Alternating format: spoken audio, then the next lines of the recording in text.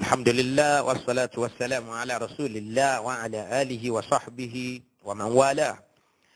Assalamu alaikum wa rahmatullahi wa barakatuh. Nínú àwọn ọ̀rọ̀ tá ti gbọ́ sẹ́yìn àti fìdí ẹ̀ múlẹ̀ fún wa wípé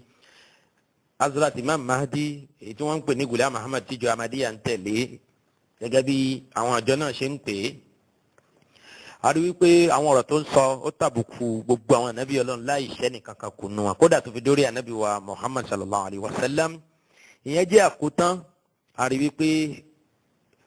ó kún wọn lákòópọ̀ láti yẹ̀yẹ́ gbogbo wọn nígbà tó bá ń sọ wípé gbogbo nǹkan pè ní gíga ó parí sọ́dọ̀ Ghulam Ahmad, àbí Ọlọ́run sọ fún wọn pé òun pàtàkì Ghulam Ahmad ju gbogbo nǹkan lọ àti ju gbogbo ẹ̀dá lọ. A rí wípé àwọn ọ̀rọ̀ yẹn ò túmọ̀ sí nǹkan kan bí ó ṣe wípé yíyẹpẹrẹ àwọn ànábì Ọlọ́run, àbí nígbà tó bá ń sọ fún wa pé àwọn ànábì pọ̀ tán ti kọjá lọ ṣùgbọ́n wọn ò kéré sẹ́nì kankan nu gbogbo wọn. A ó rí wípé èèyàn ń yẹ̀yẹ́ àwọn ànábì Ọlọ́run yẹn òun náà ni, torí pé aṣíwájú Abubakar bí ìmọ̀ ẹ̀ ti pọ̀ tó bó ti súnmọ́ ànábì sallallahu alaihi wasallam tó kọ pé níbi tó ń bá ànábì rìn dé kí ló dé tóun náà ní dé ànábì Ọlọ́run, òun ò tiẹ̀ gbọ́dọ̀ kéré sí Ìsá bóun ò bá tiẹ̀ ju Mùsá lọ. Gbọ́ kí Abubakar sọ bẹ́ẹ̀ rí, àbí Umar, àbí Usman, àbí Ali àti gbogbo àwọn ẹni rere náà. Ṣùgbọ́n ti Gùlámù yìí òun náà la rí rí tó lóun jẹ́ kan náà ọmọlẹ́yìn ànábì sallallahu alaihi wasallam, torí pé òun wá fẹ́ràn ànábì púpọ̀, òun tán sára ànábì ló ń bá di Muhammad sallallahu alaihi wasallam. Torí náà ńkọ́ òun kì í ṣẹgbẹ́ Ìsá, bákan náà òun kì í ṣẹgbẹ́ Adam alayhima salatu wassalam wa ala muhinihima la'natu wa nikma. Bó ti sọ nìyẹn, ìyẹn ló jẹ́ kí a sọ fún wa wípé àìjáwọ́ tá àjáwọ́ àtàìmẹ́nu kúrò ń bí ọ̀rọ̀ Ahmadiyya ó ní sábàbí, nítorí wípé àwọn sábàbí náà òun náà làwọn èyí tí a bẹ̀rẹ̀ sí ní kà fún wa yẹn. Kéèyàn sọ ọ̀rọ̀ bántabántà yìí nípa àwọn àyànfẹ́ Ọlọ́run jùlọ, nípa àwọn òjíṣẹ́ Ọlọ́run, a rí wípé ẹni náà ò lè jẹ́ nǹkan kan bí ó ṣe pé káfíìrì pọ́nbélé, torí pé yíyẹpẹrẹ ẹnìkan náà àwọn ànábì Ọlọ́run ìwà kúfùrù ni, gẹ́gẹ́ bí a ṣe sọ fún wa tẹ́lẹ̀. Bó tilẹ̀ já sí wípé ìjọ Ahmadiyya máa kílèmù wípé Ghulam Ahmad òun ló nífẹ̀ẹ́ ànábì ju gbogbo èèyàn, kò sẹ́ni náà tó tún nífẹ̀ẹ́ ànábì Muhammad sallallahu alaihi wasallam tó ju Ghulam Ahmad lọ àti àwọn táwọn jẹ́ ọmọ lẹ́yìn rẹ̀. Ṣé bẹ́ẹ̀ ni àbí bẹ́ẹ̀ kọ́? Ẹ jẹ́ kí a tẹ̀síwájú káríw. Eléyìí tá a sọ yẹn kílèmù ìjọ Ahmadiyya wípé ìjọ náà jẹ́ ìjọ tó nífẹ̀ẹ́ ànábì Muhammad sallallahu alaihi wasallam ju gbogbo mùsùlùmí yòókù lọ. Láì sí èméjì ń bẹ nínú ìgbìyànjú àti lè jẹ́ kí àwọn èèyàn ó tẹ̀lé ìlànà irọ́ tí wọ́n là kalẹ̀ ni. Wọ́n á máa kílèmù fẹ́ ànábì gẹ́gẹ́ bí ọ̀pọ̀lọpọ̀ onísúfì náà ṣe ń ṣe. Wọ́n á máa sọ pé àwọn nífẹ̀ẹ́ ànábì débi pé àwọn ti wà intoxicated with his love, pẹ̀lú ìfẹ́ ànábì sallallahu alaihi wasallam. Kódà ìfẹ́ ànábì ti wọ̀ wọ́n lẹ́wù, àwọn ò tiẹ̀ rí nǹkan míì ṣe máa fi kọjá sí wípé ìfẹ́ ànábì làwọn ń ṣe tọ̀sán tòru.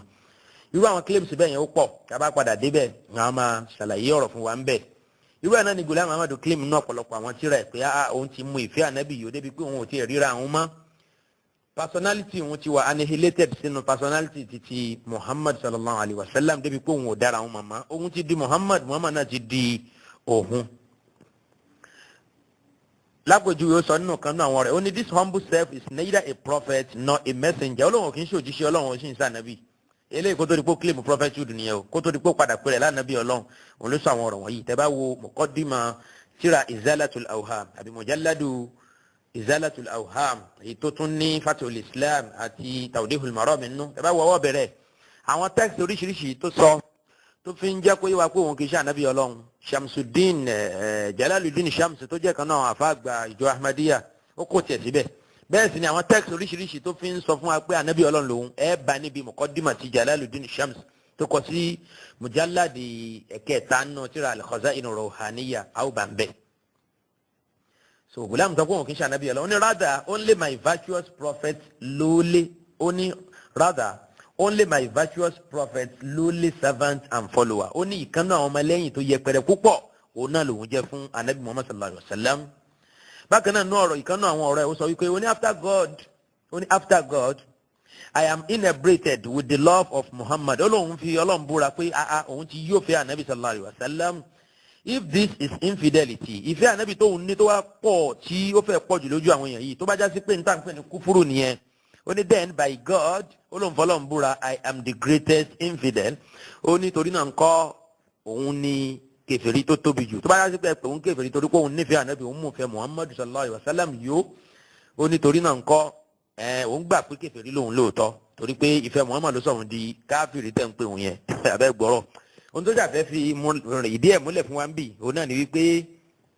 ìfẹ́ tóun ní sànẹ́bí Muhammad sallallahu alayhi wa sallam ìfẹ́ náà pọ̀ kọjá wípé kẹ́nìkan lè ṣe yàtọ̀ láàrin àwọn méjèèjì. ẹ wá jẹ́ ká tẹ̀síwájú báwo ló ṣe claim fún wa pé ìfẹ́ tóun ní sànẹ́bí sallallahu alayhi wa sallam pọ̀ tó. ẹ tẹ̀lé mi ká lọ sínú tíra izalatu khata tíra izalatu khata. Nínú tírà yìí ní page 2 ńbẹ̀ ó ní Ọlọ́run pè wọ́n ní Rasulullah ó ní wọ́n sọ òun Ghulam Muhammad ní Rasulullah. Bákan náà ó wá sọ fún wa wípé ó ní summa warada fi hadha al-kitabi qurba dhalika al-wahyi at-tali Muhammadun Rasulullah walladhina ma'ahu ashiddahu 'ala al-kuffari ruhama'u baynahum. Bí mo ti káyà yìí àwọn mùsùlùmí ti mọ̀ ìgbáyà yìí wà níparí Suratul Fath. Ó ní fa fi hadha al-wahyi àmọ́ Ghulam Muhammad sọ fún wa pé àyà tí mo kà yìí ó ló ń gba revelation yẹn látọ̀dọ̀ Ọlọ́run. Ó wá sọ fún wa pé fa fi hadha al-wahyi ṣe rí inú wahyu yìí nínú wahyu yẹn nínú àyà tó ń rí gbà látọ̀dọ̀ Ọlọ́run yìí lẹ́yìn ìgbà tánábì ti gbà gẹ́gẹ́ bí wahyu tó ti wà nínú Kùránì tá ti ń kàtà tí fi ń sin lọ́run. Ghulam sọ fún wa pé òun jí mú nínú Kùránì ó ní Ọlọ́run fi àyà yẹn ránṣẹ́ sí wọn again. Ọlọ́run wá ń sọ fún un ó ní fa fi hadha al-wahyi nínú revelation yẹn nínú àyà tí mo kà yẹn èyí tó tún jẹ́ àyà kan nínú Kùránì ti Ghulam Muhammad náà ó ní summitu Muhammadan wa rasulan aidan. Ibẹ̀ lọ́lọ́run ti sọ mí ní Muhammadu ó sì sọ mí ní òjíṣẹ́ abẹ́rẹ́ àyà yẹn Muhammadu Rasulullah. Ghulam sọ fún wa pé òun ni Muhammadu nínú àyà yìí nínú revelation tó ń rí gbà látọ̀dọ̀ Ọlọ́run. Ọlọ́run sọ pé òun ni Muhammadu bákan náà òun tó ní Rasulullah abẹ́ gbọ́ ni ó ní fa fi hadha al-wahyi summitu Muhammadan wa rasulan aidan. Kí n kà fún yín lédè òyìnbó ó ní in this revelation God has named me Muhammad and messenger as well. Gẹ́gẹ́ bí ẹ ó ṣe rí kà nínú ìwé A Misconception Removed tó jẹ́ translation English translation ìwé Izalatu Khata ẹ wo page 2 mbẹ́ bákan náà ó ń sọ bẹ́ẹ̀ pé ó ní in which I have been named Muhammad ìyẹn nu àyàtà kàlẹ́ kan yẹn tó wà ní Suratul Fath yẹn. Ghulam Muhammad sọ pé Ọlọ́run sọ revelation yẹn kalẹ̀ fún wọn wá sọ pé òun ni Muhammad nínú àyà yẹn bákan náà as well as messenger Ọlọ́run sì pè òun ní òjíṣẹ́ Ọlọ́run. lẹ́yìn tó túmọ̀ sí wípé ńgbà tá a bá ń ka àyà inú al-Qur'ani Muhammadun Rasulullah walladhina ma'ahu ashiddahu 'ala al-kuffari ruhama'u baynahum. Ìtumọ̀ méjì tí ó máa ní lọ́kàn wa náà ni pé ó ń túmọ̀ sí Muhammad òjíṣẹ́ Ọlọ́run táwa máa tá a gbà fún ànábì òótọ́. Bákan náà ó sì ń túmọ̀ sí Ghulam Ahmad náà torí pé inú orúkọ tó lóun jẹ́ tó lọ́lọ́run sọ̀hún náà ni Muhammad. Gbogbo àwọn ànábì Ọlọ́run jọ tí wọ́n bí wọn sọ wọn lórúkọ ẹyọ kan ṣoṣo. Muhammad ń jẹ́ Muhammadu. Ànábì Nuhu ń jẹ́ Nuhu, Musa ń jẹ́ Musa, ọ̀pọ̀lọpọ̀ àwọn orúkọ kan náà ni ọ̀pọ̀lọpọ̀ wọn ń jẹ́. Ànábì wa sallallahu alayhi wa sallam òun ni Muhammad bákan náà òun ni Ahmadu. Kò sì sẹ́nìkan kan tí ó ń jẹ́ orúkọ náà tá ànábì wa ń lọ ń yá jẹ́ pé ẹnìkan náà ànábì kan náà tún jẹ́ Muhammad jẹ́ kí n máa jẹ́ Muhammadu. Ànábì kan jẹ́ Ahmadu jẹ́ kí mi náà máa jẹ́ Ahmadu. Àbí ká ànábì wa kó wá pèrè ní Ibrahim kó pèrè ní Musa kó pèrè ní Isa. Ghulam Muhammad nìkan lárí tí ó mú orúkọ lórúkọ tó sọ di orúkọ fúnra rẹ̀. Kódà ó tún tẹ̀síwájú nínú tírà yẹn náà Izalatu Khata page 9 bẹ́ẹ̀ ó ní Ọlọ́run sọ òun ní ànábì ó sì sọ òun ní òjíṣẹ́ Ọlọ́run ó ní walau anna ahadan ó ní tàbá wá rẹ́ nìkan gọ́dìbà tó bá ń bínú min hadha al-wahyi al-ilahi pẹ̀lú wáhìí tó ń rí gbà látọ̀dọ̀ Ọlọ́run yìí tó pè òun ní ànábì àtòjíṣẹ́ wa qala ń tọ́ yẹn wá lọ sọ pé limadha sammani Allahu nabiyyan wa rasulan ó ní kí ló dé tọ́lọ̀ ń fi sọ òun Ghulam Muhammad ní ànábì Ọlọ́run ẹni abárí tó bá ń bínú bẹ́ẹ̀ tó wá ń sọ pé kí ló dé tọ́lọ̀ ń sọ Ghulam ní ànábì tó tún sọ ní òjíṣẹ́ ó ní fala shakka anna hadha yadullu ala humuqihi ó ní láìsí èméjì ń bẹ eléyìí ń tọ́ka sí pé ń tọ́ yẹn ó gọ̀ púpọ̀ sí rẹ̀ nìyẹn ó ní li'anna Allah ta'ala lam yukassir al-khatma bi nubuwwati wa risalati ó ní torí pé ìjẹ́ ànábì òun Ghulam Muhammad bẹ́ẹ̀ sì ni ìjójíṣẹ́ Ọlọ́run kò túmọ̀ sí pé ànábì kì í ṣe khatamu an-nabiyyin iṣu yìí mi ò tí ì fẹ́ wọnú ẹ̀ púpọ̀ mo kàn fẹ́ kẹ́ gbọ́n tí ó sọ ń bẹ̀ ni wípé gbogbo àwọn mùsùlùmí ò ní wọ́n gọ̀ ọ́ pọ̀ sí ara wọn. Bákan náà ní péjì yẹn náà lọ́wọ́ ìsàlẹ̀ ó ní li'annani qultu miraran annani bimujibi ayati wa akharina minhum ó ní àyà tẹ́ ń kàn gbogbo yẹn nínú suratul Jumu'ah lọ́wọ́ bẹ̀rẹ̀ àyà tó ń sọ pé àwọn míì sì tó ń bọ̀ lẹ́yìn àwọn ẹni rita ni wọ́n ti lọ yẹn ó ní àyà yẹn ó lóun ní khatamul anbiya'i nafsuhu buruziyan ó lóun náà sì ní ìpẹ̀kun àwọn ànábì ọlọ́run buruziyan ṣùgbọ́n nínú ìgbé àwòrán ẹlòmíì wá ni o ìyẹn ni wípé ìjà ànábì tá ànábì wa sallallahu alaihi wasallam tó ń jẹ́ ìpẹ̀kun àti kẹ́yìn fún gbogbo àwọn ànábì ọlọ́run ó ní ó sì wà bó ṣe wà ṣùgbọ́n òun Ghulam Ahmad òun tún ní ànábì Muhammad sallallahu alaihi wasallam tó tún wá ní àwòrán míì ìyẹn ni pé òun ní àwòrán ànábì sallallahu alaihi wasallam ó ní wa inna Allaha ta'ala qad sammani Muhammadan wa Ahmada fil barahin al-ahmadiyya ó ní ọlọ́run sì ti sọ òun ní Muhammad ó sì sọ òun ní Ahmadu gẹ́gẹ́ bó ṣe wà nínú tírà àwọn tó ń pè ní al-barahin al-ahmadiyya qabla 20 sana èyí tóun ti kọ láti nǹkan bíi 20 ọdún sẹ́yìn min hadha al-yawm wa addani Muhammadan sallallahu alaihi wasallam nafsahu ó ní ọlọ́run sì ti sọ fún un revelation pé òun gangan fúnra àwọn ni Muhammad ó lóun gangan ẹ̀rí wa addani Muhammadan sallallahu alaihi wasallam nafsahu òun gangan sì ní pàápàá anabi Muhammad sallallahu alaihi wasallam ó ní tó bá wá rí bẹ́ẹ̀ fàbí haza tariq pẹ̀lú àlàyé tóun ṣe yẹn pé ńgbà tóun pẹ́ra àwọn lánàbí ọlọ́run yẹn wọ́n sọ pé wọn nígbàgbọ́ nù àyà wa khataman nabiyyin walakin rasulallahi wa khatama annabiyin olóhùn nígbàgbọ́ nù ẹ ṣùgbọ́n tí òye yín òun náà ni wípé Muhammad náà ló tún wáyé níwá ẹ̀ kejì Muhammad náà lòun Ghulam Ahmad náà ni Muhammadu torí náà ń kọ́ ẹ má banújẹ́ yín mùsùlùmí ẹ má rò pé òun ti wá bírèkì finality of prophethood ó ní lam tuzalzil nubuwati qatimiyata Muhammadin sallallahu alayhi wa sallama li'anna zilla laysa bimunfasilin an aslihi. ولهذا أنا محمد صلى الله عليه وسلم زليا ẹ̀rí àwọn ọ̀rọ̀ yìí àwọn ọ̀rọ̀ tó pani lẹ́rìn púpọ̀ ni ó nítorí náà ńkọ́ ìyá ànábì òun kò dín nǹkan kan lọ́wọ́ Muhammad náà sì ní khatamun nabiyyin nítorí pé Muhammad tó wá ní àwòrán míì àwòrán òun Ghulam Ahmad òun náà ni òun tó ń rí tẹ́ ń rí yìí ìjà ànábì òun yẹn kò disturb khatimiyya ànábì wa sallallahu alayhi wa sallam kò dí ìjópin ànábì tó ń jẹ́ òpin fún gbogbo ànábì Ọlọ́run kò dí lọ́wọ́ torí pé òjìji Muhammad lòun jẹ́ ó ní ṣẹwárí òjìji tẹ́ ń wò yẹn lẹ́yìn sábẹ́ munfasilin an aslihi kò lè yà kúrò lára ìpìlẹ̀ òjìji igi ò lè yà kúrò lára igi wàlíhàzà onítorí náà nǹkan ana Muhammad ẹ̀yìn náà ẹ̀yìn yẹn lọ́mọ wípé òun ni Muhammadu ziliyan nínú òjìji yẹn ni pé nínú ìgbé àwòrán míì wá òun náà ni li'anna zilla laysa bimunfasilin an aslihi wàlíhàzà ana Muhammadun sallallahu alayhi wa sallam ziliya ó ní fahadha tariqu fàyínà khatima khatamin nabiyyin lam yunqad ó ní torí náà nǹkan ẹ lọ́mọ o pé ìjẹ́ òpin ànábì sallallahu alayhi wa sallam yẹn ó sì wà bó ṣe wà tẹ́lẹ̀ torí pé òun tó ń wá yẹn òun ò wá níwá ànábì tuntun bó ṣe pé Muhammad sallallahu alayhi wa sallam tó ti wá yẹn náà ló tún gbé àwòrán mi wá. ó tẹ̀síwájú ó ní falamma kuntu ana Muhammadun sallallahu alayhi wa sallam buriziyan ó nígbà tó ń wá sọ fún yín pé òun ni Muhammad incarnation yẹni pé òun ni Muhammad reincarnated òun la anabi sallallahu alayhi wa sallam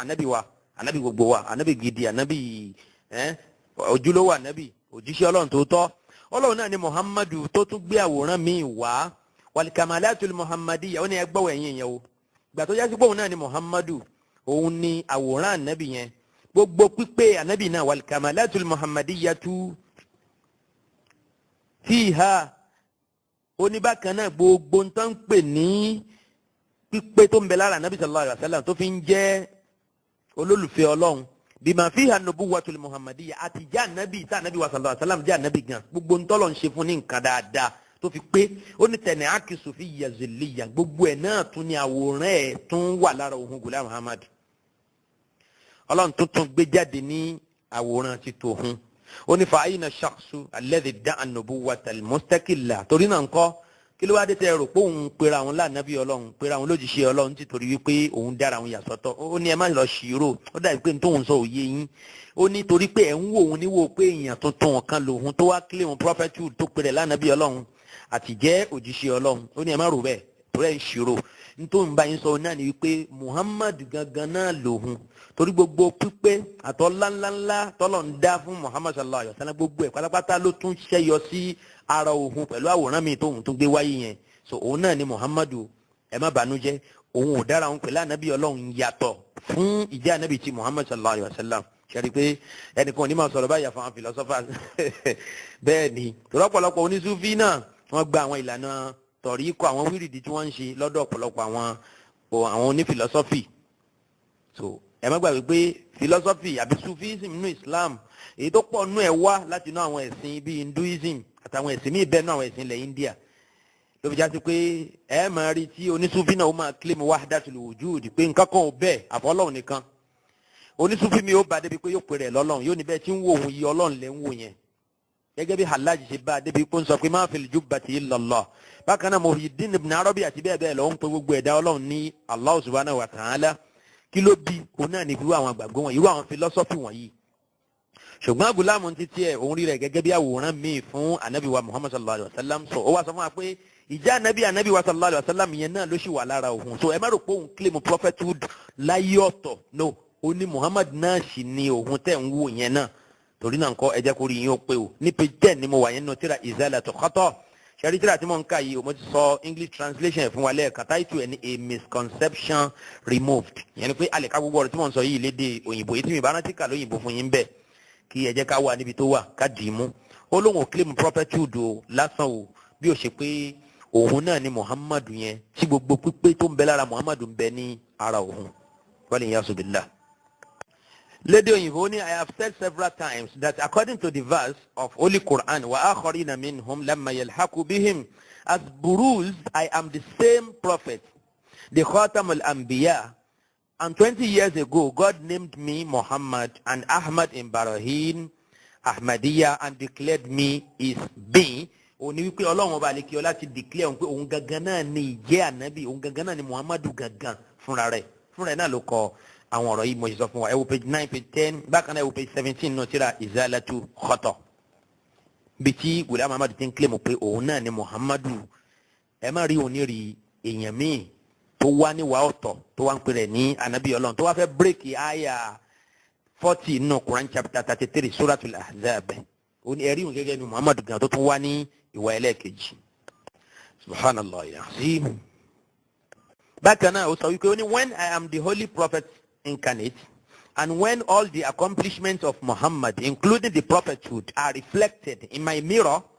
of my shadiness only then who is the man who has claimed prophethood in a separate being. Àwọn ọ̀rọ̀ tí mo ti sọ látẹ̀kan yẹn òun náà ni mo tún gbé jáde fún yín pẹ̀lú èdè òyìnbó yẹn. Mo lérò pé àníìdí ká ṣe máa ṣàlàyé fúnra pé ìgbàgbọ́ pé ẹnìkan ti lọ ó tún wá ń wáyé pẹ̀lú àwòrán míì kì í ṣe ìgbàgbọ́ ti ẹ̀sìn Islam. Eléyìí sì jẹ́ kan náà àwọn ọ̀nà tí ẹ̀sìn Islam gbà yàtọ̀ fún nǹkan pè ní Ahmadiyya nírú wọn nígbàgbọ́ nírú nǹkan wí wọ̀nyí bó tilẹ̀ já sí pé ó ń claim wípé òun nígbàgbọ́ nínú reincarnation. Ẹ gbọ́ àwọn ayébomi wà nínú ọ̀rọ̀ Ghulam Ahmad máa padà máa fi hàn wá èyí tó ti sọ fún wa pé òun nígbàgbọ́ nínú kéèyàn lọ kó tún wá níwà ẹ̀kejì ó lóun nígbàgbọ́ nínú ẹ̀. Kódà ló fi ń takò padà wáyé Ànábì Ìsá alayhi salatu wassalam ó nígbà tí Ìsá ti kú lọ́dọ̀ ti tòun yẹn so kò tún tó bẹ́ẹ̀ eégún ẹ̀ ò tún gbọ́dọ̀ ṣẹ́yọ mọ́ ó ní sáà ò tún ní padà wá mọ́ rárá. Ṣùgbọ́n kò rí láì fi ń bi kí Muhammad sallallahu alayhi wa sallam kó tún padà wáyé níwà pẹ̀lú àwòrán Ghulam Ahmad kò rí láì fi ń bẹ̀ yẹn. Ọlọ́run kó ṣàánú wa kó má jẹ́ kí a gọ̀ ò kó má jẹ́ ká lùgbàdì ṣèyítọ́nù tí ó dà lákàyè wa rú tá fi máa wí wòrowòro báyìí. Only 20 years ago, God named me in Barahin Ahmadiyya Muhammad and Ahmad and declared that I am the entity of the Holy Prophet Muhammad sallallahu alaihi wasallam. Yẹn ni wípé òun gangan, òun tẹ́ ń wò yìí náà ni Muhammad gangan fún rẹ̀ pẹ̀lú gbogbo ọlá tọ́lọ̀ ń dá Muhammad. Òun náà lè tún rí lára ohun yẹn. Ìdí yẹn táwọn ọmọlẹ́yìn ẹ̀mí fi ń sọ wípé ẹni tí ò bá rí Muhammad ní ìrìtà kọ̀ọ̀kan tó bá ti rí Ghulam Ahmad yóò ti mọ̀ pé kó yá mọ̀ pé òun ti rí Muhammad náà nìyẹn wal iyazu billah. Ẹrú Ghulam Ahmad ò mọ rẹ̀ lẹ́rú bẹ́ẹ̀ sì ni ìwọ̀fà ò mọ rẹ̀ níwọ̀fà. Ó tẹ̀síwájú náà rẹ̀ láti máa fi rẹ̀ wé anabi Muhammad sallallahu alayhi wa sallam kódà ó tiẹ̀ lóhùn gangan ní Muhammad. Ẹ jẹ́ ká wo tírà tó pè ní al-Khutbatul Ilhamiyya page 72 ó ní wa'lam anna nabiyyana Muhammadan sallallahu alayhi wa sallam ó ní lọ mà wípé anna nabiyyana sallallahu alayhi wa sallam pé dájúdájú anabi wa ìkí àtọ̀lọ́lọ́n kó máa bá kama bu'itha fil alfil khamis gẹ́gẹ́ bó ṣe já sí kí wọ́n gbé anabi Muhammad sallallahu alayhi wa sallam dìde ní ẹgbẹ̀rún ọdún karùn-ún ẹ̀rí bó ṣe ń kà torí pé mo ti sọ fún wa tẹ́lẹ̀ nínú àwọn ọ̀rọ̀ tá a sọ tẹ́lẹ̀ wípé Ghulam Ahmad nígbàgbọ́ wípé gbogbo ṣẹ̀mí tí àwọn ọmọ ẹ̀dá ènìyàn ó lò lórí ilẹ̀ yìí ó ní kò lè kọjá 7,000 years péré látàyè Adam títí di ìgbẹ̀yìn ayé ó ní kò ní ju 7,000 years lọ. ó ní ẹgbẹ̀rún millennium karùn-ún ó ní wọ́n gbé Ànábì sallallahu alaihi wasallam dìde. ó ní kama bu'itha fil alfil khamis bó ṣe já sí pé wọ́n gbé Ànábì sallallahu alaihi wasallam dìde Ọlọ́run rán wá sáyé ní ẹgbẹ̀rún ọdún karùn-ún kadhalika bu'itha fi akhiril alfi sadisi ó ní bákan náà Ọlọ́run tó tún gbé dìde wá ní ìgbẹ̀yìn ẹgbẹ̀rún ọdún kẹfà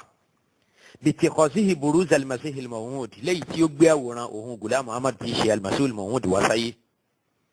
yẹn pé Ànábì tún ayé wá wa dhalika thabitun bi nass al-Qur'an ó ní kódà tó ń sọ yìí ó fẹsẹ̀ múlẹ̀ nú al-Qur'ani ó ní Ọlọ́run sọ bẹ́ẹ̀ nínú al-Qur'ani ó ní fala sabila ila al-juhud torí náà ńkọ́ ẹ̀yin olùṣàyàkókò nàkí kò sáyè fún yín láti máa takò tó ń sọ yìí o ẹ jẹ́ kó rí yín pé wala yunkiruhu illa alladhi kana min al-amin ó ní ẹnìkan ò sí ní kọ́ tó ń sọ yìí pé ẹ̀ẹ̀mejì Ọlọ́run gbé Muhammad sallallahu alayhi wa sallam dìde àfi kó jásí pé afọ́jú lónítọ̀hún yẹn àfẹnutójú ẹ̀ bá ti fọ́ àtójú inú àti tòde méjèèjì ló ti fọ́ dànù níwọ̀n ni ò jẹ́ kó rí náà rí wípé òun Ghulam Muhammad òun jọ Muhammad púpọ̀ ó yẹ kí ó tètè dáhùn mà wípé Muhammad gan-an tún ni eléyìí náà ó ní ala tufakkiruna fi ayati wa akharina minhum gẹ́gẹ́ bí mo ṣe sọ nínú àwọn àyà tí àwọn àjọ Ahmadiyya tí wọ́n dá ọ̀ràn tó pọ̀ sí lọ́rùn tí wọ́n kó wàhálà tó pọ̀ bá nínú ọ̀rọ̀ Ọlọ́run tí wọ́n fún un lọ́rùn tí wọ́n bẹ̀rẹ̀ sí ní kó tí ò sí lábẹ́ òun náà ni àyà wa akharina minhum lamma yalhaqu bihim àyà tó ń bẹ nínú suratul Jumu'ah lọ́wọ́ bẹ̀rẹ̀ ń bẹ̀.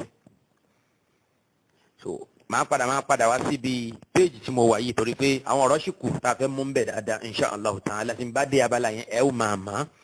ìyẹn tíra al-Khutbatul Ilhamiyya page 72 ọ̀rọ̀ tí mo kà tán nísìnyí ká gbọ́ lédè òyìnbó báwo ni wọ́n ṣe tú ó ní and know that just as our holy prophet sallallahu alayhi wa sallam was sent in the 5,000 that is the 6th century AD in the same manner he was sent in the 6,000 that is the 13th century AD in the incarnation of the promised Messiah, that is Mirza Ghulam Ahmad al-Qadiani. So gẹ́gẹ́ bí mo ṣe sọ ọ̀rọ̀ yìí inú tírà al-Khutbatul Ilhamiyya page 72 ló ti sọ bẹ́ẹ̀ wípé ẹ̀ẹ̀mejì lọ́lọ́run rán Muhammad sallallahu alaihi wasallam wá sáyé Ọlọ́run rán níran àkọ́kọ́ wọ́n bí nílùú Mẹ́kà gbà tí wọ́n bí lẹ́ẹ̀kejì abúlé Qadian òun náà ni wọ́n ti bí. So ìwé yìí tún wà bákan náà nínú ìwé tó ń pè ní Rawhan Khaza'in volume 16 page 270 ìyẹn tírà al-Khutbatul Ilhamiyya tí mo sọ yìí. Tírà tá a wí yìí ọ̀rọ̀ wípé òun ni Muhammad sallallahu alayhi wa sallam tó tún wá níwèé kejì ó pọ̀ ń bẹ dáadáa tí a bá kà á káàkiri bẹ́ẹ̀ a ó rí kódà tírà náà ó pàtàkì nínú tírà tí ó ràn wá lọ́wọ́ púpọ̀ láti lè mọ àwọn àṣírí tó pamọ́ sínú ìròrí Ghulam Ahmad ìyẹn tírà al-Khutbatul Ilhamiyya kágbìyànjú ká kà wọ́n tírà náà torí pé a tún padà máa mú àwọn ọ̀rọ̀ míì nínú ẹ̀ èyí tí ó pàtàkì púpọ̀ sí wa. Ẹ jẹ́ ká lọ sí page 69 kí ló ń sọ ńbẹ̀ page 69 torí pé táwọn fìdí ẹ̀ múlẹ̀ nísìnyí òun náà ni wípé ìgbàgbọ́ ọjọ́ Ahmadiyya nípa pé Ghulam Ahmad kì í ṣe èèyàn tuntun ni bí ó ṣe pé Muhammad sallallahu alayhi wa sallam tí ó tún wáyé ní wáyé kejì òun náà ni kí ló sọ ní page 69 ó ní wa inna Adama akhira zamani حقيقة هو نبينا صلى الله عليه وسلم والنسبة بيني وبينه كنسبة من علم وتعلم وإليه أشار سبحانه وتعالى في قوله وآخرين منهم لما يلحقوا بهم ففكر في قوله آخرين وني وأنزل الله علي فيض هذا الرسول فأتمه وني الله سيصو àwọn àlùbáríkà ara Muhammadu yẹn Ọlọ́run sì sọ kalẹ̀ فأتمه وأكمله Ọlọ́run sì ṣe ní pípé ó sì parí ẹ̀ wajazaba ilayya lutfahu wajudahu Ọlọ́run sì fi ìfẹ́ òun Ghulam Muhammadu sí ntí mo tún yẹn correct o ó ní wa anzala Allahu alayya Ọlọ́run sì sọ gbogbo nǹkan pé ní àlùbáríkà ara Muhammadu Ọlọ́run sọ kalẹ̀ sí ara òun Ghulam Ahmad fa atamahu wa akmalahu Ọlọ́run wá ní kí àlùbáríkà náà wá pé pérépéré sára òun àfi bí ẹni pé kò pé sára Muhammad sallallahu alayhi wa sallam tẹ́lẹ̀ wajazaba ilayya lutfahu wajudahu àánú tí Muhammad ní àti ká nífẹ̀ẹ́ ọrẹ títa ẹ̀ gbogbo ẹ̀ ó bọ́ sára òun hatta sara wujudi wujudahu títí tí bíbẹ òun títí bíbẹ Muhammad sallallahu alaihi wa sallam fi di bíbẹ òun Ghulam Ahmad ó ní existence anabi sallallahu alaihi wasallam ó di existence tó ń faman dakhala fi jama'ati yẹn ni pé òun ti di muhammad náà ti di òun faman dakhala fi jama'ati ó lẹ́nu tó bá jọyìn ìjọ òun Ghulam Ahmad tó di ahmadi dakhala fi sahabati sayyidi khairil mursalin ẹni náà ti jọyìn àwọn sàbí anabi nìyẹn o abẹ́rẹ́ báyìí ìdí nìyẹn tá a fi ń sọ fún wa wípé amadi aju bí a ṣe rò lọ o èèyàn wa ńlẹ̀ yorùbá ẹ̀yin tẹ̀ ń sympathize pẹ̀lú ìjọ ahmadi ojú bẹ́ẹ̀ ṣe rò lọ tẹ́ bá farabalẹ̀ àjọ kẹ́kọ̀ọ́ lọ́dọ̀ ara wa torí pọ́lọ́ ló máa ń tẹ́nìkan ò mọ̀ ó là ànábì ti di òun náà ti di ànábì nígbà tóun ti di muhammad yẹn ó ní láti jásí pé àwọn sàábì tiẹ̀ náà àkọ́kọ́ ni wọn yóò dà Abubakar ìkejì yóò di Umaru ìkẹta yóò di Usman ìkẹrin yóò di Aliyu ó ní ẹni bá jọyìn jàmá òun ó ti di sàábé ó ní kódà àwọn sàábé òun wọn ó dàbí àwọn sàábé anabi sallallahu alayhi wa sallam láì ní sí ìyàtọ̀ láàrin àwọn méjèèjì gẹ́gẹ́ bí àwọn ọ̀rọ̀ tí ẹ ti gbọ́ nù àwọn kẹsẹ̀ tí mo pè ní díẹ̀ nínú irọ́ ìjọ ahmadiyya èyí tí mo sì bá dé nàmbà 33 lọ́wọ́lọ́wọ́ báyìí ọlọ́run bá fún mi láǹfààní máa tún tẹ̀síwájú torí pé kò sí ní táǹpì lamadiyya bí yóò ṣe ojúlówó irọ́ ẹ̀rí afẹ́sọ díẹ̀ nínú irọ́ ahmadiyya àṣekẹsẹ̀ tí 1 to 33 tàbá afẹ́ parí gbogbo ẹ̀ ńkọ́ńkọ́ mo ti sọ fún wa pé ẹnìkan ò lè tánwọ́ irọ́ ntánpè lamadiyya bí yóò ṣe pé ntọ̀hún yẹn bá fẹ́ tẹ̀síwájú nínú ẹ̀ ibẹ̀ náà ni kó kà mọ́ kọ́lọ́n kó jẹ́ kágun lẹ́mìí ẹ̀sìn ó ní wa hadha huwa ma'ana wa akharina minhum kama la yakhfa ala al-mutadabbirin ó ní ìtumọ̀ àyà wa akharina minhum nìyẹn ìtumọ̀ tó tú lọ́dọ̀ ohun Ghulam Ahmad nìyẹn àtàwọn ṣètọ́ni ó ní ìtumọ̀ ẹ̀ náà nìyẹn ó ní wípé Muhammad ó wáyé ní wáyé kẹ́yìn ọlọ́run á kó gbogbo àlùbáríkà tó wà lára Muhammad yẹn á wá kó sí ara ohun Ghulam Ahmad ó ní ìtumọ̀ àyà tó wà ní suratul Jumu'ah nìyẹn ẹ dákun tàlàfà rẹ̀ tó kọ́ ní tafsiri yẹn bí ó ṣe ṣètọ́ni ó ní wa man farraqa bayni wa bayna al-Mustafa fama arafani wa ma ra'a ẹni tó bá ṣe yàtọ̀ láàrin òun Ghulam àti Muhammad sallallahu alayhi wa sallam ẹni náà ò dáhùn mà ní kódà ẹni náà lójú kò fi rí nàní abẹ́rẹ́ wà lábàá ìjọba díyà dá wà lálẹ́ fún wa nínú ẹ̀sìn Islam ẹ wà ní adákẹ́ ń fi eléyìí bàbá dákẹ́ àjọjẹ ìyà papọ̀ bàbá déwájú Ọlọ́run ó ní ẹni tó bá ṣe yàtọ̀ láàrin Ghulam àti Muhammad sallallahu alayhi wa sallam ń tọ́ yẹn ò lójú ni bó lójú kò rí náà kò tiẹ̀ dáhùn mà ní yẹni pé àjíjọ lòun jọ Muhammad kódà òun tún jù ú gan ó ní wa inna nabiyyana sallallahu alayhi wa sallam ìjà fi yòókù lẹ̀ títí di ìgbà míì tí mo bá sọ̀rọ̀ tí mo yọ dm page kan tí mo mẹ́nu kúrò ńbẹ̀ kì í ṣe ta ìmọ̀ tó kù torí náà nǹkan àwọn ọmọ tó ń ṣàgbàjà káàkiri náà Ahmadiyya yẹn kí wọ́n lọ yára wọn là káyè ní tó fẹ́ ló ń kà jáde nínú ìwé wa ẹ sọ ní tó kù tó yẹ ká kà ńbẹ̀ tá a kà torí pé mo ti challenge yín pé gbogbo àwọn ọ̀rọ̀ tí mò ń sọ yẹn tẹ́ bá ní òsì ńbẹ̀ àbí mi ò túre ẹ lọ tún ti yín tú ntí mo kó tẹ yẹ pé kájáde ká ní lárúbáwọn yẹn jáde kẹ wá ṣẹ̀ṣẹ̀ wá sọ correction ètò yẹ kẹ ṣe àbí ìtẹ́fẹ́ ṣe nínú tí mo sọ ẹ má lọ mú un pé irọ́ ló ń pa irọ́ ló kàn ń pa kò mọ nǹkan kan ó kàn ń parọ́ mọ́ wa ni ó kàn fẹ́ bà wá lójú jẹ́ no Yorùbá ní egun tó bá ti jáde ó kúrò láì wò ó àwọn tíra tí wọ́n kọ yìí tí wọ́n ń tẹ̀ jáde ní kẹ̀tíkẹ̀tì tí wọ́n tún kọ sórí íńtánẹ́ẹ̀tì tá fi ń ṣe fáàrí sáyé pé ẹni bá fẹ́ gbọ́ ìsìlámù gidi yé àwọn tíra náà ni kó lọ kà nígbà tá a bá jókòó tì tá a bá ń gbìyànjú láti kà tá à ń kóró àwọn ọ̀rọ̀ yìí jáde nínú ẹ̀ mo lérò wípé a ti gbìyànjú kí àwọn mùsùlùmí tí wọ́n jọ mọ̀ ìyá wa àtàwọn gan fúnra wa ká lè bá a là níbi aburú ìjọ Ahmadiyya kọ́lọ̀ kó tọ́ wọn sọ́nà. nínú tíra At-Tuhfatul Gurlawiyya kí a lè mọ̀ wípé nígbà tá a bá sọ̀rọ̀ kan nípa Ghulam Ahmad ohun tá à ń sọ ó yé wa dáadáa torí wípé kì í ṣojú kan láti rí ìgbà míì wà a lè kóòtù ọ̀nà bíi 20 lórí ọ̀rọ̀ kan ṣoṣo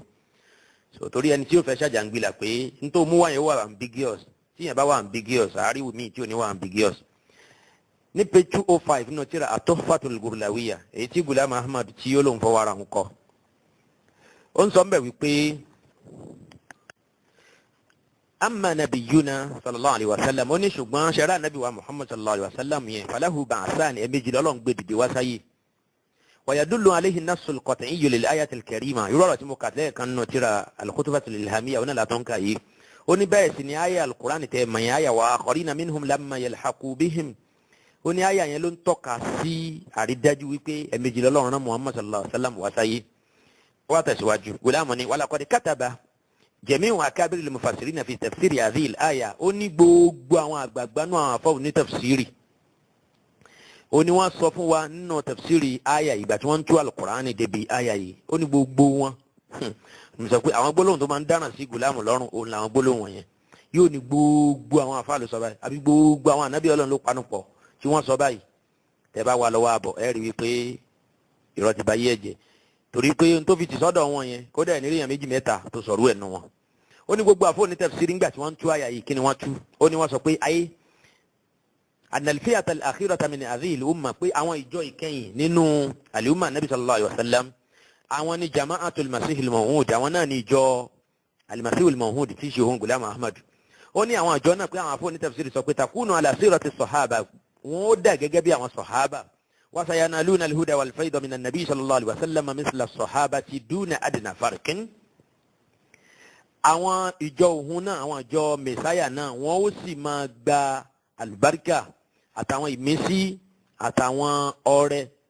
àtàwọn ìmọ̀ látara anabi sallallahu alayhi wa sallam bí àwọn sọ̀hábà ṣe ń gba àlùbáríkà látara anabi sallallahu alayhi wa sallam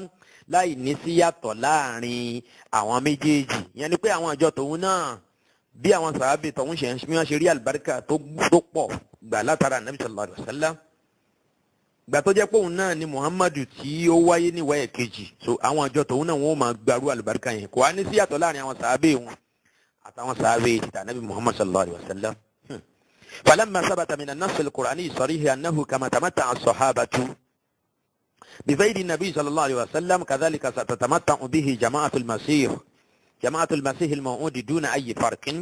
ففي هذه الحالة لابد أن من الإيمان بأن للنبي صلى الله عليه وسلم بعثا آخر يكون في الزمان الأخير في عصر المسيح الموعود في الألف السادس. ونتولينا نقول بطور وادع بي بولا وان صحابي تتون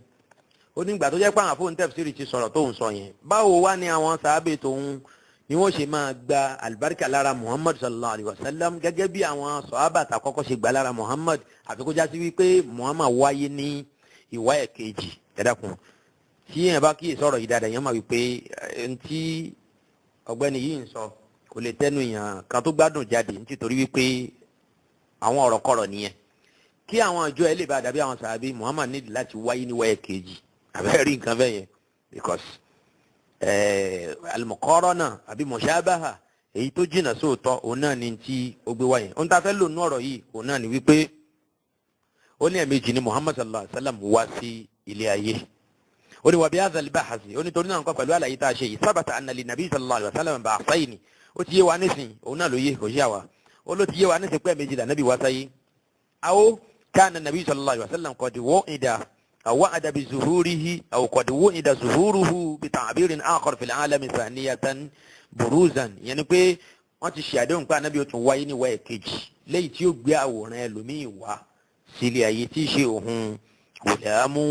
Ahmad. وقد تحقق بظهور المسيح الموعود والمهدي المعهود ó ní torí náà nǹkan ìwáyé ẹ̀kejì tí wọ́n ṣe àdéhùn ẹ̀ pé Muhammad ń bọ̀ níbọ̀ ẹlẹ́ẹ̀kejì ó ní àdéhùn náà ti wá wá sí mo ṣe báyìí o pẹ̀lú wíwáyé òun Ghulam Ahmad. ó ní باختصار ní ṣókí لما كان للنبي صلى الله عليه وسلم بعثتان ìgbà tó jásí pé ìbejì l'Ànábì wá sáyé wọ́n bí ní Mẹ́kà ńjọ́ kìíní nígbà tó tún yá ìwá ìkẹyìn wọ́n bí nílùú abúlé Qadiyan. فإنما ذكر في بعض الروايات أن النبي صلى الله عليه وسلم كان قد بعث في نهاية الألف السادس ó ní torí náà ń kọ́ àlàyé tá a ti ṣe tẹ́lẹ̀ wípé Ànábì wá sílé ayé ní ìparí ẹgbẹ̀rún ọdún kẹfà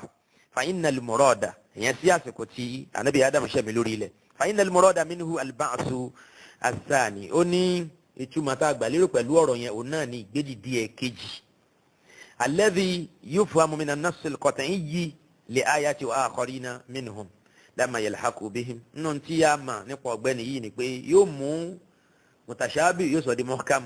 ọ̀rọ̀ tó rújú tó já sí pé ìtumọ̀ tó ló wà lábẹ́ ọ̀rọ̀ yẹn bóyá àyà Kùránì nàbí àdìsí ẹnìkan ò lè bá rírù ìtumọ̀ yẹn àyàfọ̀ òun nìkan yóò sì sọ di bí ẹni pé gbogbo mùsùlùmí tó lójú tó ní làákàyè òun náà ni wọ́n gba ọ̀rọ̀ yẹn wọlé yóò máa wá lò bí ẹni wípé àwa àti ẹ ti jọ di ọ̀rọ̀ yẹn síbi kan tẹ́lẹ̀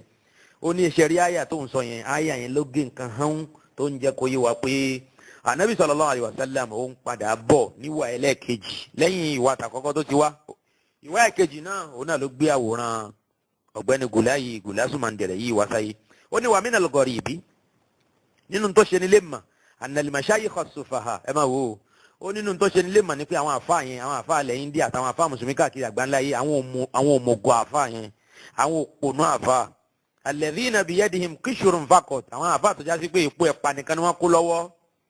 wọ́n ka Kùránì wọn mọ̀ túmọ̀ ẹ̀ àbí yantaziruna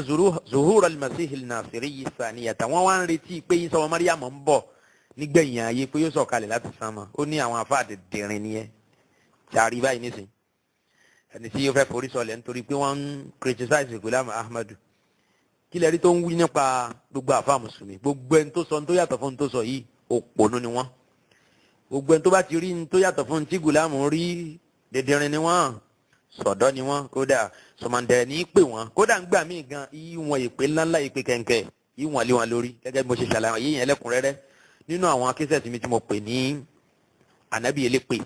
Ghulam Ahmad ẹ gbọ́ láti 1 to 7 ẹ rí bí àwọn ọ̀rọ̀ burúkú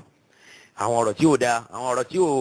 kò yẹ kó máa jáde lẹ́nu ọmọlúwàbí ká tó wá sọ pé atáyé ṣe ẹni tó pèrè ní alhakamul adilu ẹni tọ́lọ́run rán wá sáyé láti wá tún gbogbo tó ti bàjẹ́ ṣe ẹni tọ́lọ́run rán wá sáyé gẹ́gẹ́ bó ṣe kílèmù láti wá wú àgbélébù àti ìgbàgbọ́ mẹ́ta lọ́kan ó sì nígbà tóun ti wá òun ti pa trinity rí ó lóun ti pa n tán pè ní trinity òun ti parun kò ní sí ìgbàgbọ́ mẹ́ta lọ́kan mọ́ lórí ilẹ̀ ọgbẹ́ni ò tí kò pẹ́ tó kúrò láyé òǹkà àwọn kírísítẹ̀n ńlẹ̀ India ó tó dọ́bù ni àbẹ́rẹ́ àdánwò gbogbo ọ̀nà lọ́lọ́run ṣe kọ fẹ́lẹ́ ọmọ ẹni tí wọ́n ń pè ní Ghulam Ahmad yìí torí wípé wallahu la yahdi al-qawma az-zalimin tíyẹn bá ti jẹ́ alábòsí kò ní rí ìmọ̀nà gbà látọ̀dọ̀ Ọlọ́run ẹni kíjọ Ahmadiyya kan máa ń ṣó kan kúrò ní 200 countries tí wọ́n láwọn ti spread dé kí wọ́n continue kan di 200,000 countries tó bá ń bẹ lórí ilẹ̀ kí wọ́n tún wọnú omi gan lọ àbágbáyé àwọn àlùjànnú kan ló máa spread ń bẹ̀ náà torí wípé bí rọ́bà lológún ọdún ọjọ́ kan ṣoṣo báyìí òun náà ni òótọ́ ó bá ẹlẹ́kọ̀ọ́ sọ pé hablul kadhibi qasirun hablul kadhibi qasirun okùn irọ́ bó tilẹ̀ wù kó gùn tó kó tó nǹkan ẹ tẹ bá trace ẹ̀ dáadáa ẹ rí i pé kúkúrú òun náà ni ó kúrú. so gbogbo àwọn àfáà tí ó gbà pé ànábì wá níwà ẹlẹ́ẹ̀kejì nísìnyí gbogbo àwọn àfáà tí ó gbà pé Ghulam Ahmad ni Muhammad sallallahu alayhi wa sallam tó wáyé níwà ẹlẹ́ẹ̀kejì Ghulam rí wọn gẹ́gẹ́ bí òpònú ó rí wọn gẹ́gẹ́ bí dẹ̀dẹ̀rìn kí ló fà á ó ní baynama yubashiru al-Qur'anul Karim bi ba'thati nabiyyina sallallahu alayhi wa sallam thaniyatan lẹ́yìn ìgbà tí al-Qur'an ti fún wa ní ròdùnú pé wọ́n ó tún bí Muhammad sallallahu alayhi wa sallam wá sáyé o ní bíbí ẹlẹ́ẹ̀kejì lédè òyìnbó ó ní the holy prophet sallallahu alayhi wa sallam had two advents in other words you may say that one mission was in the reincarnated form. It was promised that the Holy Prophet ﷺ would be sent to the world once again, and this was fulfilled by the advent of the promised Messiah and the promised Mahdi. Àwọn ọ̀rọ̀ tí mo kà jáde fún wa yẹn nínú tírà At-Tuhfatul Gurlawiyya page 205 òun náà ni wọ́n tún sí èdè òyìnbó yìí. Bákan náà ní ọ̀rọ̀ tíjọ Ahmadiyya fúnra wọn gan náà sọ láti lè sọ fún wa wípé àníṣe Ghulam yẹn ẹni bá takò Muhammad ló takò a rí i pé ńgbà míì ìjọ Ahmadiyya àwọn máa lo gbólóhùn yẹn wípé ẹni tó bá takò Ghulam Ahmad ṣe ló takò Muhammad sallallahu alayhi wa sallam òun gan náà fúnra ẹ̀ gan tiẹ̀ sọ bẹ́ẹ̀ ó ní lápèjúwe nínú tírà ẹ̀ tó pè ní Haqiqatul Wahyi page 147 ó ní summa inna alladhi la yu'minu bi la yu'minu billahi wa rasulihi ẹni tí ó bá gbà fún Ghulam Ahmad ó ní kò nígbàgbọ́ nù Allah kò sí nígbàgbọ́ nù òjíṣẹ́ Allah ti ṣe Muhammad sallallahu alayhi wa sallam ìyẹn ní jẹ́ kí ìjọ Ahmadiyya declare gbogbo ẹni tí kì bá ṣe Ahmadi gẹ́gẹ́ bí kèfèrí ìyẹn ní jẹ́ kí wọ́n pè wọ́n kèfèrí tí wọ́n sì dúró tì wípé àwọn lẹ́tọ̀ọ́ láti ṣe bẹ́ẹ̀ lẹ́yìn ìgbà tí a bá fún wọn lọ́rùn tí wọ́n sọrú ẹ̀ jáde torí wọn yìí tètè sọ Al-Ahmadiyya ò ní tètè sọ pé gbogbo ẹni tí kì bá ṣe Ahmadi kèfèrí ni wọ́n ìyẹn ló fi já sí pé lọ́pọ̀lọpọ̀ gbà ariwo wọn ń pè wá ń kèfèrí òun ni wọ́n máa pa káàkiri pàápàá jùlọ wọn máa parọ́ máa lù Sunnah wal Jamaa wípé àwọn ló ń pe gbogbo mùsùlùmí ní kèfèrí àwọn ló ń pe Tabligh kèfèrí ni wọ́n Nasrat kèfèrí àti gbogbo àwọn ọjọ́ oríṣiríṣi àwọn ẹgbẹ́ ìjọ Ahmadiyya ń ṣe bẹ́ẹ̀ torí pé wọ́n fẹ́ fa ojú ọ̀pọ̀lọpọ̀ àwọn mùsùlùmí yòókù àtàwọn ẹgbẹ́ yẹn mọ́ra kí wọ́n lè bá àgbèjà wọn mo ní ẹ̀yin èèyàn ẹ má jẹ́ kí Ahmadiyya wọ orí yín má bẹ́ẹ̀ wò torí wípé ẹni bí òun náà ni wọ́n àjẹgbodò ni wọ́n pẹ̀lú wọn tí wẹ́ ní kúnra ìgbàgbọ́ wọn èyí tí ò rújú tó fẹsẹ̀ múlẹ̀ nínú àwọn tírà wọn láì má yẹ àyè tí mo ti yanjú nínú késẹ̀tì mi tí mo pè ní Ahmadiyya sọ wípé kèfèrí ni gbogbo mùsùlùmí òun náà ni wípé ẹni tí kì í bá ti ṣe Ahmadi káfìrí ni onítọ̀hún. bákan náà wọ́n sọ nù ìwé Kalimatul Fasl nọ̀rọ̀ tí Bashir Ahmad tó kọ tábà wo page 104 àti 105 nínú ètò wà nù review of religions bákan náà ti ìlú Qadian ètò jáde ní March 1915 ó wà ń bẹ̀ wípé ó ní Masihu Maud the promised Messiah is not a separate thing from Holy Prophet sallallahu alaihi wasallam, but he is himself only, but it is he himself who has come again in this world in incarnated form. ẹ̀rí pé kan náà ni gbogbo ọ̀rọ̀ tá à ń ka yìí mò ń ka oríṣiríṣi àwọn text fún wa ká lè bá a rí wípé ohun tá à ń sọ yìí àní bó ti rí nìyẹn lóòótọ́ bó tilẹ̀ já sí pé àwọn tó wà ń bẹ̀ lé ní ìjọ Ahmadiyya lé ni wọ́n ń dènà yẹn ṣùgbọ́n ṣé tíra ní ká gbàgbọ́ ni àbí àwọn mọ̀nàfíkì tó wà tá àjọ ń bẹ láwùjọ tí wọ́n pera wọn ní Ahmadiyya. ẹ má jẹ́ kí wọ́n tàn yín ọ̀pọ̀ àwọn tó wà ń bẹ̀ lé ní kódà àwọn tó jẹ́ àfa àgbànú wọn bíi tìmẹ́yìn àtàwọn yòókù àtàwọn màyíyá yòókù nù dọ̀lálà tí wọ́n wà yẹn wọn ò tó bẹ̀ sẹ́ ọ̀pọ̀lọpọ̀ wọn kì í gbórí jáde láti sọ tí ń jẹ́ Ahmadiyya gangan fáwọn èèyàn wọn ó máa fi jújú bu àwọn èèyàn lójú pápá jùlọ àwọn tán bá rí i pé wọn lè dáwé àwọn kà àbí kẹ́ àṣírí àwọn ò tí ì tú sí lọ́wọ́ ṣùgbọ́n kí wọ́n wọ dìbéètì níta gbangba káwá sọ̀rọ̀ àwọn ọ̀rọ̀ wọ̀nyí wọn ò tó bẹ̀ láti dènà yẹn pé kò rí bẹ́ẹ̀ ìdí nìyẹn tó fi já sí pé ẹ rí i pé wọ́n á máa sádànù fún gbogbo ẹni tó máa mọ̀ pé ó máa ń pa àwọn dáadáa àdúgbò wò láti gbọ́ wòlámù lóhùn nígbàgbọ́ nù ẹnìkan ti lọ ó tún wá tún padà wáyé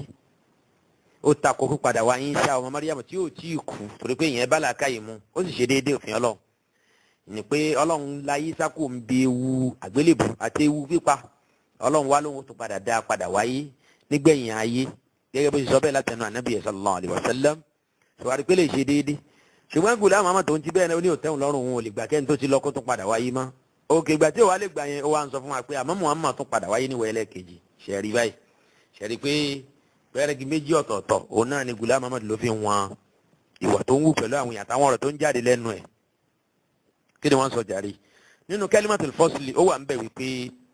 Ghulam Ahmad yẹn náà ni ó wá àbí Muhammad sallallahu alayhi wa sallam náà ló tún wá ní àwòrán Ghulam Ahmad wọn ló wá in incarnated form. Only therefore, is there any doubt that God has reincarnated Muhammad again in Qadian? Wọ́n á béèrè pé ṣé iyèméjì wá wà ń bí pé Ọlọ́run tún ti gbé Muhammad sallallahu alayhi wa sallam dìde ní nílùú Qadian ìlú abínibí Ghulam Ahmad torí pé Ghulam tẹ̀ ń wò yìí náà àwòrán Muhammad sallallahu alayhi wa sallam ni àbíkẹ́ Muhammad gẹ́gẹ́ ni tó tún wáyé ní wa ẹlẹ́ẹ̀kejì. Bákan náà wọ́n sọ ń bẹ̀ wípé ó ní does any doubt remain that God has sent Muhammad sallallahu alayhi wa sallam again in Qadian to fulfil his promise? Yẹn pé Ànábì ti ṣe àdéhùn tẹ́lẹ̀ wípé òun tún padà bọ̀ o ní padà bọ̀ ẹlẹ́ẹ̀kejì láti wá lè mú àdéhùn náà ṣẹ òun náà ló bá wá ní àwòrán Ghulam Ahmad àbí ẹni pé Ghulam ló rẹwà jù léèyàn Ànábì wàá rí àwòrán èèyàn gidi kan tí ó gbé wáyé àfi àwòrán ọmọnúgbò ilẹ̀ India tí wọ́n ń pè ní Qadian yẹn irú èèyàn báyìí tó já sí pé gbogbo ẹnu ẹ̀ irọ́ ni ọ̀pọ̀ nú ọ̀rọ̀ ẹ̀ irọ́ burúkú ni bẹ́ẹ̀ bá sì ní kí ì parọ́ mo ti sọ fún yín kíṣẹ́ tẹ fi gbọ́ tẹ́lẹ̀ yẹn díẹ̀ nínú irọ́ Ahmadiyya 1 to 33 ẹ̀ ni mo sì dé lọ́wọ́ báyìí mo tún lè láǹfààní àti tẹ̀síwájú nígbà mi torí pé mo fẹ́ sọ̀rọ̀ tí mo ń sọ yìí ló jẹ́ kí n dá yẹn dúró wàyí lá gbogbo Ahmadiyya láti A to Z ẹ̀ irọ́ náà ni gbogbo ẹ̀ tí yóò bá sí irọ́ kò sí tó ń pè l'Ahmadiyya bí yóò bá sí ìtukùtù Al-Qur'an àtàdísì Ànábì sallallahu alaihi wasallam àti máa lo àwọn àdísì tí ó lẹ́sẹ̀ ńlẹ̀ kò sí tí wọ́n ń pè ní Ahmadiyya.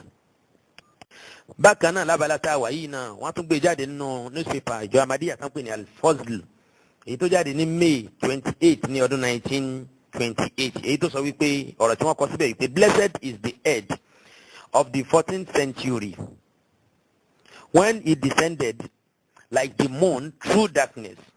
Muhammad has now come reincarnated as Ahmad Mujtaba, that is Mirza Ghulam, to help the Muslim Ummah. Yẹni pé Ànábì náà ló tún wáyé ní wàhálà kejì láti wá ran àlùmẹ̀ ṣe pẹ̀lú àwòrán Ghulam Ahmad tó gbé wáyé ní wàhálà kejì. Wọ́n tẹ̀síwájú wọ́n ní the reality of the rebirth became manifest to me when the Mirza declared to be Mustafa Muhammad sallallahu alaihi wasallam incarnate. Ẹni tó kọ̀rọ̀ yìí ó ní ó wá dáhùn lójú gbangba wípé Ànábì wáyé ń wọ ẹ̀kejì lóòótọ́ pàápàá jùlọ ńgbà tí Ghulam Ahmad tó declare fáwọn èèyàn wípé òun náà ni Muhammad sallallahu alaihi wasallam tó tuntun àwòrán ẹlòmíì gbé wá tó gbé àwòrán ẹlòmíì wá. mo lérò wípé pẹ̀lú gbogbo ń tà tí rí yìí mo mí kanlẹ̀ pẹ̀lú gbogbo ń tà rí yìí ó ti jẹ́ ká mọ̀ wípé n tán pè ní Ahmadiyya yìí ó yàtọ̀ fún ohun tí ọ̀pọ̀lọpọ̀ èèyàn rò. Ìgbàgbọ́ kẹ́ni ó lọ kó tún padà wá kì í ṣe ìgbàgbọ́ ẹ̀sìn Islam, kì í ṣe ìgbàgbọ́ ẹ̀sìn Islam wa. Ìgbàgbọ́ ká wá sọ pé Muhammad sallallahu alaihi wa sallam ó tún wáyé níwọ̀ ẹ̀kejì láti wá ran àlùmọ̀ ẹ̀ ṣe lẹ́yìn ìgbà tí ó ti kúrò láyé, kì í ṣe ìgbàgbọ́ ẹ̀sìn Islam. Ìgbàgbọ́ ẹbọ, ìgbàgbọ́ kúfùrù ni. Bóyá àwọn ẹlẹ́bọ ilẹ̀ India àwọn náà ló ní irú ìgbàgbọ́ táǹpẹ̀ ní reincarnation tá à ń sọ yìí, èyí tí Ghulam Ahmad tó fẹ́ dọ́gbọ́n mú wọnú ẹ̀sìn Islam, ẹ̀sìn Ànábì Muhammad sallallahu alaihi wa sallam. Pẹ̀lú gbogbo ń taari yìí a rí wípé Ghulam Ahmad yẹ̀yẹ́ Ànábì Muhammad sallallahu alaihi wa sallam lọ́nà tí kódà kèfèrí gan ò tó bẹ́ẹ̀ láti dárú ẹ̀wù. Ẹ̀rí pé lè burú púpọ̀.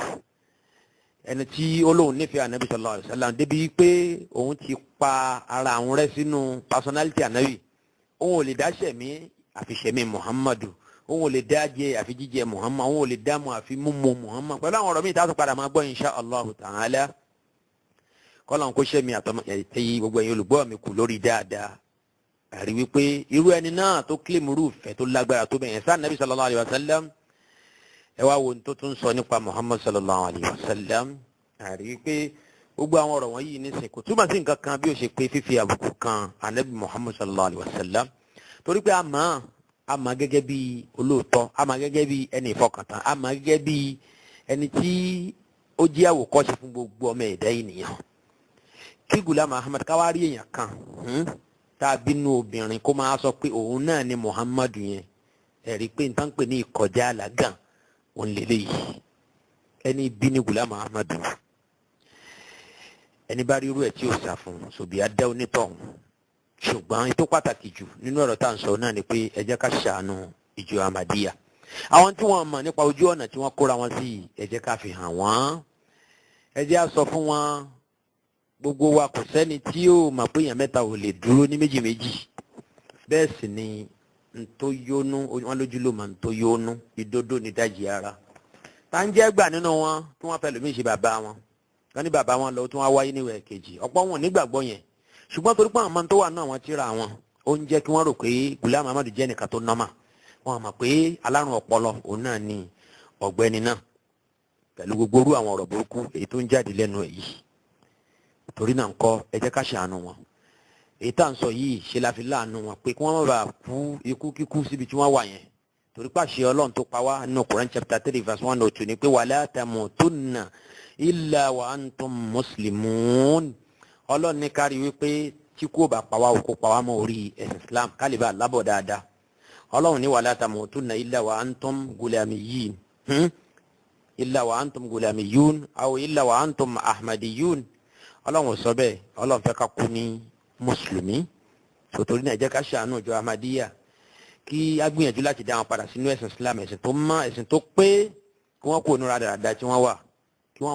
káwọn náà lè bá àánú Ọlọ́run bá pàdé nígbà tí a bá jọ padà kúrò ní ilé ayé tá a wà yìí. Mo bẹ̀ Allah subhanahu wa ta'ala kó má jẹ́ kí èmi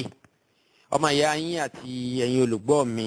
kí a padà ṣìnà mọ́ pẹ̀lú pé káwọn náà tún darapọ̀ mọ́ ìjọ Ahmadiyya àbáwọn ìjọ burúkú mi tí wọ́n wà tí wọ́n fi ra wọn ti sáré ẹ̀sìn Islam. Mo sì bẹ̀ Allah subhanahu wa ta'ala kó bá a ṣe ìtọ́sọ́nà fún àwọn tí wọ́n ti lùgbàdì Ebola Ghulam Ahmad. Ọlọ́run kó bá a ṣe ìwòsàn fún wọn tahurun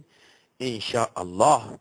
Kó bá a tọ́ wọn sójú ọ̀nà, kó jẹ́ kí ikú jọ pa gbogbo wa ní mùsùlùmí kálíbà àbánú Ọlọ́run ọba pàdé nígbẹ̀yìn. أقول ما تسمعون وأستغفر الله لي ولكم ولسائر المسلمين من كل ذنب. سبحانك اللهم وبحمدك أشهد أن لا إله إلا أنت أستغفرك وأتوب إليك. والسلام عليكم ورحمة الله وبركاته.